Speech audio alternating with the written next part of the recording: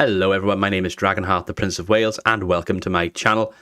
Welcome to what will be a vlog discussion video of the recent Welsh Open Tournament that I participated in at Firestorm Games in Cardiff for Warhammer, the Old World. If you watched the previous video on my channel, you'll see what my army is. It's the Vampire Counts, it's a 2,000 point army, and this is my second ever tournament. So if you're new to the channel, quick caveat, I'm quite new to Warhammer still. I started playing last year. My friend Paul got me into the game. Since then, I've played quite a number of battles against him and various other people, just developing my skills and stuff with the game, my understanding of the game. And at this point, I'm 5 armies deep. I have a Dwarf and Empire army that I've played with once each so far. They're quite new to me being a player with them. Played quite a lot with Tomb Kings and a little bit with Orcs and Goblins as well. But for this tournament, I've been using the Vampire Counts and have been playing with them quite a bit over the past few months. So, yeah, this is my second ever tournament, like I said, and I went into it with a little bit of anxiety because I haven't been doing that well lately. I think I've been a bit burnt out from playing too much Warhammer to the point where it has, or feels like it has, taken over my life quite a bit over the past, 18 months. Just painting near enough every week, playing games most of the time and stuff, and it gets to the point where I do feel a bit drained. So that paired with some couple of battles where I just haven't enjoyed it or haven't had the best experiences and stuff, sort of put me at a bit of unease, but going into this tournament. So that was that. Plus, in the last tournament I participated in Square-based tournament in Nottingham, I didn't do that well. I lost all 5 battles. The best I did was a few points, it was a big learning curve for me. So that was that. What I will say is this tournament is over 2 days. It's Saturday, the 25th of October, Sunday, the 26th of October. But it's Sunday, the 26th today that I'm recording this while the tournament is going on. So I didn't finish the 5 battles, which is really unfortunate. I have a medical problem with my knee, which has been going on now for pretty much a few years.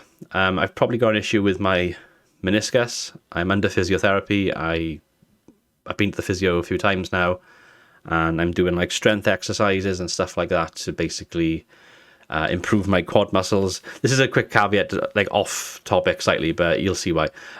So that's been hard going and just getting, just working out a lot on the left side of my body, particularly my quad muscles and stuff. But I played all day Saturday and my knee just gave way. It dislocated and I was in agony. And I think that combined with being very, very tired, I literally had one drink all day, which is my own fault, but I had one drink all day.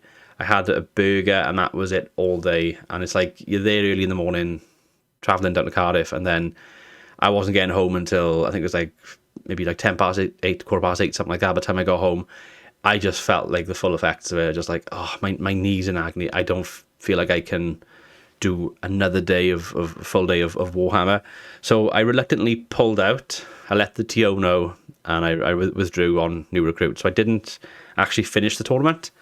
That's not to say it's a bad experience for me, because it's actually quite a good experience for me this time around. So we'll start off with my first battle, and I will say this as well. I unfortunately did not take any photos of the battles that I participated in. Usually I do, but I locked in. I sort of locked in for this tournament. I wanted to concentrate as much as I could. I try my best and sort of go from it, because I have a habit where I zone out a little bit. So I'll be playing and I could be an hour or so into a battle, or maybe an hour and a half into a battle, and then there's times then where I just kind of zone out a little bit. So I think having photos and stuff would have probably distracted me even more. So unfortunately, I did not take any photos. But the first battle is against King Pash, who commented on my last video. He's also a YouTuber, so go and check him out if you like Warhammer the Old World. You tell me he does battle reports. But Pash is a very experienced Warhammer player. He has represented Team Scotland on many occasions. He's represented Team Wales as a guest. And he told me that he has done some coaching for Team Scotland recently as well. So he's one of the best players in the entire UK. And I've got him in my first match, which was insane. He was also playing as Vampire Count, and this is his list. So he's got Nigel, who is the Master Necromancer on a Mortis engine, a level 3, with necromancy, spell familiar. He's got the skull staff and a talisman of protection. Then he's got Lord Razabich, who is a master necromancer as well. This is a level 4 wizard with necromancy, and he's got the Scepter of De Noir, which is the scepter that allows him to use Invocation of Nehek twice, and you roll a d6, and if you roll a 1, you take a wound. It's that one.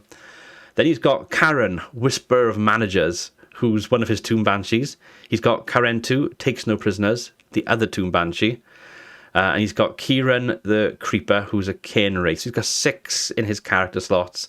And as you can see straight away, he's got 4 Screamers there with the 2... he's got 3 Screamers with the Mortis Engine and the 2 Banshees. Then he's got White Goodman of the Purple Cobras, who's his White Lord.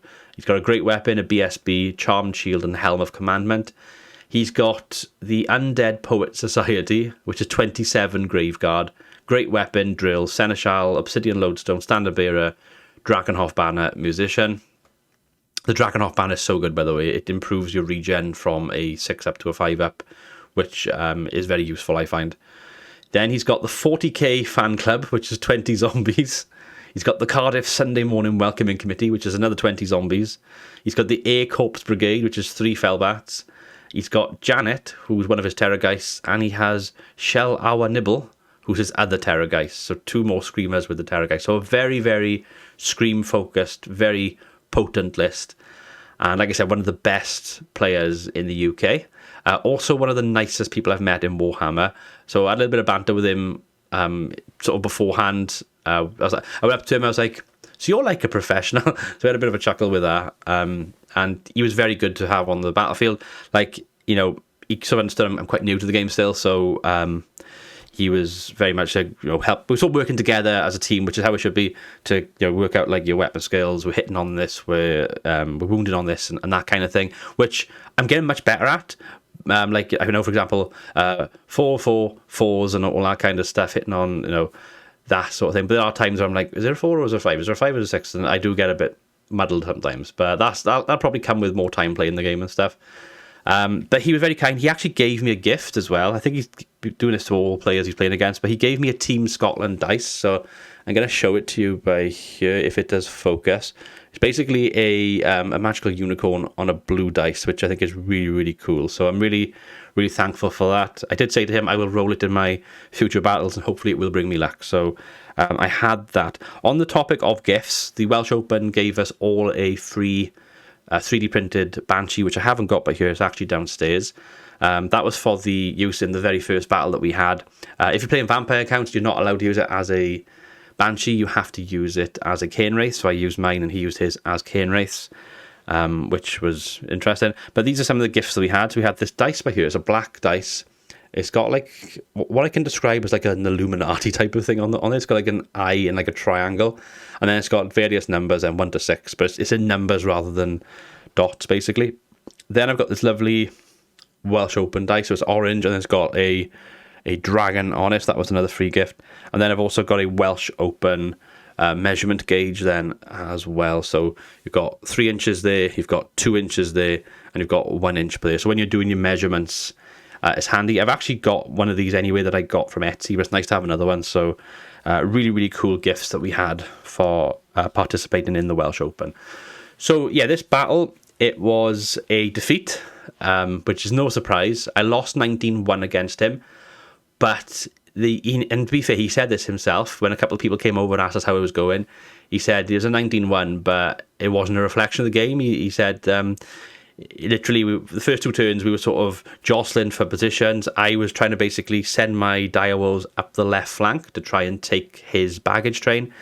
I sort of had my Blood Knights and my Terrorgeist on my right flank, and he had 2 of his Terrorgeists also on that flank, and it was a case of who's going to go first. I was doing a lot better than I usually do. I was asking a lot of questions like, right, what's your threat range? And I was like, right, okay, so I'm going to put a dice by here, so I know if I go here, you can't sort of attack me. And it's like, right, so you're a Terrorgeist, so you're like fly 9, you can obviously march, you have an 8-inch scream attack. So I was working out where to sort of go to negate all those kind of things. And for the most part, I jostled quite well. I was able to down his Terrorgeist, so I took first blood and took out his Terrorgeist very easily. I just screamed at it. He rolled terribly. Off the board you go. And I thought, oh my god, I've actually done something really good by here. Because Terrorgeists are 205 points each. So you get rid of both of them, you're already like 410 points up, which is quite good. So I took out his first Terrorgeist. His Terrorgeist got my Terrorgeist back. And then my Mortis engine got his Terrorgeist. So 3 Terrorgeists all went within like 2 turns. It was funny. They all just got downed. But what happened was, and this is probably on reflection where I deployed incorrectly. I had my zombies at the front, which is fine because they were literally on my my objective. So I was just holding that and just claiming points turn after turn with them, and I just sort of jostled forward slightly and held a line where I was still scoring points. My skeleton warriors matched them, but because of how wide my ranks are, I couldn't get my Graveguard in effectively, so they were sort of lagging behind slightly, which is annoying because they got the reserve move, which means that because I give them a banner that gives them reserve move, so they were struggling to keep up. So they basically, my Graveguard were ineffective in this battle, which, considering that I got my Strigoi Ghoul King and all my good stuff in there, is really, really annoying. Eventually I did get them into combat and we did do some things, but his Graveguard combined with some of his other units just absolutely traipsed me, because what ended up happening was he basically took up my Mortis engine, so that was gone. My Terrorgeist was gone, my Mortis engine was gone, and then my Blood Knights got a charge in onto his Graveguard along with my zombies. So I thought, right, get my zombies in there, get my Blood Knights in there. I got the charge in as well, and I took a few of them out, but of course they revive. But he had great weapons, and he just put so many attacks into my Blood Knights, and with static combat res, and also he took out a lot of my zombies as well. He basically, I had 8 Blood Knights. I think he took out like half of them, and then he put so many attacks into my zombies, which of course zombies just got no armor save, 6 up regen, that's it. I lost so many. Probably shouldn't have put the zombies in, but I was just at this point, it's like, just go for it, and I just wanted to be aggressive. I thought first battle, be aggressive and just try and get in there. And I had like 4 things charging in like one turn. It was beautiful to see, because I like playing aggressively, but there are times where I do kind of go, oh, I don't want to, sometimes I delay for a turn and that costs me. But this time I was just determined, I'm just going to charge, and I wasn't expecting to win this battle, but I was hoping to do better than I have done, because in the previous tournament, first battle I ever had in a tournament, I lost 20-0, and I literally lost on the first turn because my Hierophant got killed. so I already improved by having 1 point from this battle. So his basically at the end, so my Graveguard's there, and by this point he's got like his 2 Banshees, his Mortis engine, everything that can scream at me can, and he screams at my Graveguard like 3 times. I make one of my saves, so I was like, oh, pass my leadership, fine. And then I just kept failing my leadership, failed quite badly like twice in a row. The one I was in thing of my BSB, so I was like, right, I'm gonna use his reroll. So it's like, right, I'm crumbling by like 5. No, I was crumbling by, I think it was less than that. I was like 3, and I was like, right, okay, I'm gonna roll a dice to see if I can do my leadership, and I ended up going way over, and I lost like 10 Graveguard or something stupid. It was ridiculous. And by that point then, it was just easy pickings to take out my Graveguard and take out my Strigoi Ghoul King. So at the end of the battle, he takes my baggage train. He's taken a few more objectives at that point as well. He's taking the lead of the objectives as well. My army is completely defeated, apart from the free Banshee, which is actually a Cainwraith, and my White Lord, my little White Lord with BSP survived the battle somehow. And it was just so funny to see him stood there with all these monsters around him, just holding my big flag. So that was the final kind of thing of the battle. So that was good fun. Like I said, he was a gentleman to play against on the battlefield. One of the I can't remember his name. I do apologize because I've seen him on YouTube, but he's like one of the top Team England vampire count players, and I've seen him in a video with Ed from Close Order, and talking about vampire counts and stuff from like last year. And he came over to me and he was like talking to both of us and like, oh, how's the battle going and whatever. And that's when like Pasha said, oh, it's not really a true reflection. 19-1, it's been good play, lots of combat, lots of whatever. And this guy was like, is that a Strigoi Ghoul King? And I was like, yeah, with Beguile. He's like, oh, come here, brother. And he like fist pumped me. So that made me feel really cool. It's just like, because I think every other vampire count player pretty much at the tournament had like you know, the vampire on either on like a Strigoi cooking on a Terrorgeist, or a vampire lord on like the necromancer on the Mortis engine, or you know, or a vampire on a zombie dragon type of thing, like the big kind of mount things you see like so much in the meta. But I'm like, no, my general's going to be on foot in with the Graveguard, and he's going to have a giant blade, and he's going to have Beguile, and he's going to go, come at me, bro. And that's literally how I did it, and I thought that was quite cool. But yeah, overall, really enjoyed the first battle, even though I lost. It was such an enjoyable experience. But then we go into the second battle. So the way it works is there's like 32 tables upstairs. So 32, 2 on each table, so that's like 64 people upstairs. And then the rest of the people then, because there's like 80 something, I think it was like 86 initially, and then a few people dropped out. The remaining 20 odd players downstairs playing then. So I got relegated to the downstairs tables, because I lost 19-1, and all the people that lost their first game by big scores were all downstairs. And I get drawn against Tom and his Beastmen. This was an amazing battle. Tom was lovely, by the way. I followed him on Instagram because he's telling me he takes a lot of photos of his battles that he does and puts them into like reels and stuff. So I was like, oh, I'm on Instagram. I'll follow you. What's your follow? So then he showed me what it was, and I followed him. So I actually saw some of the images from this in his reels, which is quite cool. So his army, he got Goros Warhoof, Sire of 1,000 Young. I don't know what that is. He's got Beast Lord, additional hand weapon, General, a Razorgore Chariot, Scimitar of Skultar, Heavy Chaos Armor, Horn of the Great Hunt. Then he's got a Great Bray Shaman, a Slugskin, Tuskgore Chariot. He's a level 3 wizard, Elementalism, the Black Maul, and a Cacophonous Dirge. I don't know what that is either. He's got 2 units of Tuskgore Chariots at 85 points each. He's got 20 Ungor Herds with shields, throwing spears, and they're ambushers. Half Horn, Standard Bearer, Musician. He's got 5 Centaur Herds, great weapons, ambushers, Gorehoof, Standard Bearer, and Musician. He got 95 points worth of Dragon Ogres with light armor, great weapon, Shartak, the Blackened Plate, and then he's got a Herdstone, which goes into the middle of the battlefield. And at 300 points, he's got a Bone Grinder Giant. So very interesting.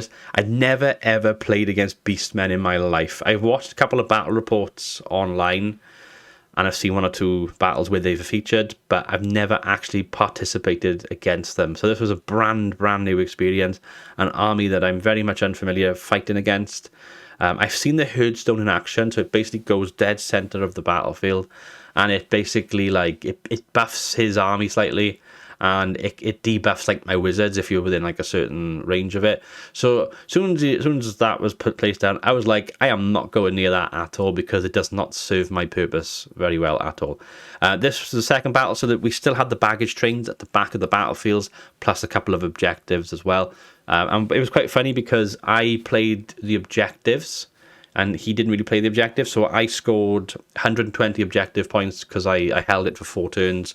And he didn't hold any objectives basically for the entire battle. This battlefield, it's called like the Haunted Hunt, I think it was called. So at the start of each round, you basically number the way we played it. We numbered each terrain piece, and that includes both baggage trains. So we had 9 pieces of terrain. Pardon me.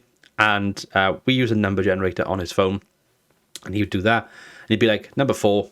And what would happen is the nearest unit to number 4 would then take damage. Apologies for that. I had a coughing fit then halfway through. But basically, we do the generator, number 4, and the nearest unit to that terrain piece or the baggage train would take some damage. And it didn't really do an awful lot. I think it took like a wound off his giant. It took a wound off his general. It took a wound off my Mortis engine, which I just regen straight away. But apart from that, it didn't do an awful lot. It didn't affect the battle that much, I would say. Quite a cool feature to have, something a bit different, but it didn't do an awful lot. But anyway, my plan was to try and rush his baggage train, and I was going to basically I doubled up on the left flank with my Dire Wolves and my Blood Knights, my 2 fastest units. And I was just going to go, I'm going to outpace you, I'm going to rush over there. The Blood Knights are going to put you off, maybe, and the Dire Wolves can sort of screen, and that's what I was going to do. But then he had first turn, and he came forward and started loading up that flank with units. which were quite dangerous. So I couldn't really go for the charge directly. But there was a big hill in front of us. So I was like, right, I'm going to like tease you. So I used my dire wolves in skirmish, and I literally did like a little caterpillar around the hill to the point where the front of the dire wolf could be seen and give line of sight to one of his units. But I was like 2 inches off the near the board edge, so I was hoping to get him to like charge my dire wolves, which he did. He took the bait and charged them, defeated them in combat, and then I was hoping that he would stay where he was because my Blood Knights could just get an easy charge and win on that unit. But he actually overran and went off the board, so he would come back on later in the battle, but it didn't really have any bearing on him whatsoever. My Blood Knights then were like, right, I'm going to move these forward then and go for something else. So they went forward. He had a chariot there. I was just like, a chariot? Go on then, charge me. So he declared the charge on me. And I'm like, I have first charge. I also have counter charge. So it doesn't even matter if I don't get the charge in, because I still count as charging if I counter charge. So I counter charge into his chariot. His impact hits did literally nothing. And then I just killed his chariot very, very easily. I got very strong Blood Knight unit. It's probably the best I did all tournament. And yeah, took them out quite easily. So that left flank was pretty much what happened there. In the centre of the battlefield, this is where all the interesting stuff happened. So his general rolled for stupidity 3 times in this battle. So his general was just in the centre of the battlefield, not doing anything. And it was ripe for the picking for me to take his general out. However, I couldn't, because he had his Bone Grinder Giant right next to it, which I tried screaming at with my Terrorgeist, and unfortunately the Terrorgeist could not do anything against the Bone Grinder Giant. I tried screaming at it a few times and didn't do much at all. His Bone Grinder Giant gets into my Skeleton Warriors, and my zombies then get into a flank of his Bone Grinder Giant, but the Giant does kill a lot of skeletons. I do end up winning combat once or twice. He ends up winning combat once or twice. And this is kind of what went on in the middle of the battlefield, back and forth. I lost my Skeleton Warriors, and I did lose my White Lord in this battle in the fight with the Bone Grinder Giant. But the zombies were sort of there, just sort of tying him up, so he couldn't really charge anything else. But like I said, in the middle of the battlefield, his general was there on a chariot, and I'm there hoping to like put a load of debuff spells down and scream at it and kill it, or even get a charge into it with my Terrorgeist and have a go at it. But unfortunately, he has 2 units of skirmishers. He's got the Ungor Herd and the Centaur Herds. They come on different turns, and they come on right at the back line, right by my baggage train. So in my head, I'm like, shit, I have to deal with this, because he could get 250 points if he gets into it and actually takes it off me. So I flipped my Mortis Engine around, and then I basically spent the game using the Mortis Engine to take on skirmishers, which I was kind of annoyed by, because I wanted to go for the general, because it was right there. It was stupid in the middle of the battlefield, just a sit-in duck. But I couldn't go for it because I had to turn around and deal with my baggage train situation. So I just kept screaming and screaming against these Centaur herds and Ungor herds. So I took out like 10 Ungor herds.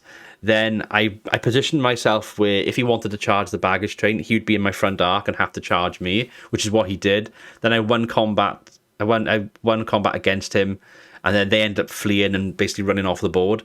At which point, as they're fleeing and running off the board, the Ungor herd, the Centaur herd, come on behind me to go towards the baggage train that side. So I flip around to try and deal with them, and just dealing with lots and lots of ambushes was just so challenging. So I had to turn back around, scream at them, unquiet spirits them, try and debuff them, and just do all these kind of things. So I was basically protecting my baggage train with my Mortis Engine, which isn't a bad thing, because it has got by screaming, I don't even have to charge. I can just sit there. As long as I got line of sight, I can just go at it and scream, which is what I was doing. But I preserved my baggage train by doing this. Then my Graveguard with my Strigoi Ghoul King was on the right flank. And effectively, I played blinder with this. I played really well on the right flank. So I got a reserve move. So I moved up, and then I was like, right, what's your threat range? And he was like, tell me what it was. I was like, right, okay. So I got a reserve move. So I'm going to move here. And he had 2 chariots. And I was like, right, okay, so you get impact hits when it's like 3 inches or more.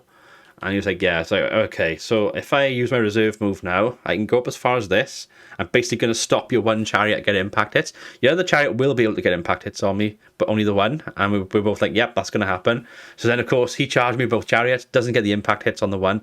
The one that doesn't get impact hits, literally, I think it was like a 4-wound model. I took it down to 1 wound remaining, and it fled backwards. And then the other chariot fled further. And then I'm like, right, okay, I'm going to basically charge you again. And I charge him again. And I wiped out both chariots. Both chariots were just taken out so easily. And then I could like reform. Unfortunately, we didn't play the full turns. We played 5 turns in this battle rather than the 6 because time was against us. The TO was shouting, saying like there's like 10 minutes left. And we were both like, right, okay, we can't really finish this battle. So we both agreed we're going to finish it on my turn 5 because he went first, so we would have had 5 equal turns each. So that's what we agreed to do. And by the end of turn 5, I had taken out multiple chariots. I had taken out multiple Ungor herds. His Bone Grinder Giant, I'd weakened his Bone Grinder Giant to half its health just by screaming at it and just in combat in general. Unsaved wounds, that kind of thing. I feel like I could have killed the general and the giant if his skirmishers hadn't been there, because I wouldn't have had to have thought about that threat, and I could have just put everything into that. I would have been more aggressive with my army, but I had to deal with what I was dealing with.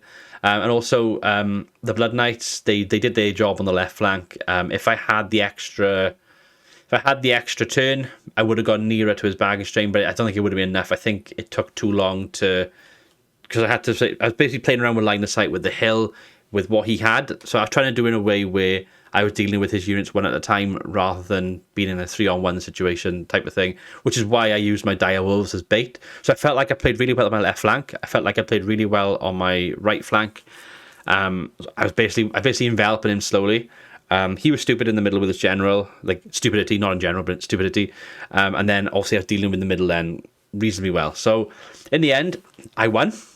Hooray! My first ever win in a tournament in Warhammer the Old World. My first ever battle that I've won. It was a 12-8 win. So with the objectives, give me 120 points. And with what I killed compared to what he killed, it was a great win. So he killed my Skeleton Warriors, which is worth like 100 or so points. He killed my White Lord, which was 67 points. He killed my Dire Wolves, which are 40 points. But I still had Graveguard and my General, which are like 400 and something points. Still had my Blood Knight, another 400 and something points. Still had my Terrorgeist, another 205 points. Still had my Mortis Engine, 300 and something points. So most of my big units, all my big units were basically alive at the end, and points preservation basically won me the game. So really, really happy with that. But with that win, that put me back up to the top tables. I was back onto, I think I was on table 29 or 30. I was back upstairs. And I was playing against Andrew and his dwarves. And this was a very interesting battle. I have never, ever done well against dwarves, especially when I've played as the vampire accounts. But this is probably the battle I did the best against the dwarves. So I did lose. I lost 16-4. But still got 4 points, so I was quite happy with getting that. That was much better than I thought I would do against them. But it all comes down to a couple of things, really. So I'll go through his army first. So he's got Ungrim Iron Fist, Hand Weapon, Axe of Dargo, Slayer Crown, Light Armour, and he's a general. You got a Thane with full plate armour, shield, PSP, Master Rune of Grugny. Rune Lord, Great Weapon, full plate armour, Rune of Spellbreaking, 2 runes of shielding, Rune of Striking. He's got 19 Longbeards, 265 points, hand weapon, heavy armor, shields, full command. Quarrelers, 12 of them, crossbows, heavy armor, shield, standard bearer. Another 12 quarrelers, crossbows, heavy armor, shield, standard bearer. In special, 20 hammerers, great hammers, heavy armor, royal champion, standard bearer with the master rune of hesitation and the rune of confusion, and a musician. You got a Doomseeker, hand weapon, master rune of Alaric the Mad, Rune of Speed, Rune of Endless Battle, and Warrior's Rune. Another Doomseeker with hand weapon, 2 runes of cleaving, Rune of Speed, Rune of Endless Battle, and a Grudge Thrower. So yeah, that was his dwarf army. And his Grudge Thrower did okay, killed a few sort of skeletons here and there, but I just kept regenning them. His crossbows took out the odd skeleton here and there, but didn't do an awful lot. And I wasn't too concerned with his grudge thrower or his crossbows because they were so far away from the main action. I felt like I had enough units in the centre that I could deal with him, so I tried to keep as much as I could in the centre. I did have my Blood Knights on the right flank, and the plan was to get up the right flank as if I was going to go for his artillery and basically turn inwards and try and flank into his hammerer's flank. So then I would have like Graveguard, Skeleton Warriors, Zombies, all simultaneously charging his infantry with my Blood Knights coming to the right and my Terrorgeist coming to the left. That's how I was going to do it. In my head, I thought this plan will be amazing if I can pull it off. Unfortunately, for me, the Doomseekers are so good, and they're such an interesting unit.